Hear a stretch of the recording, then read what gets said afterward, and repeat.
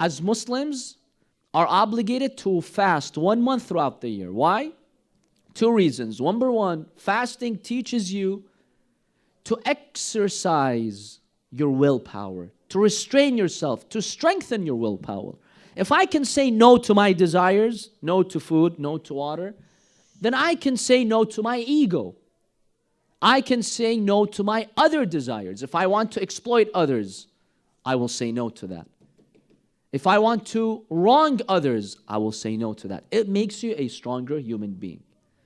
Number 2, we fast, we become hungry and thirsty, so you can feel the pain of all those impoverished people around the world. Because if I'm always full and I always enjoy my delicious food and drinks, I don't know how others are suffering. But when I taste hunger, this motivates me to do something good. There is over 1 billion people today in 2016 who live on less than $1 a day. Less than $1 a day. You have over 1 billion people. Many of them are suffering from hunger, from malnourishment. When we fast, we empathize with them.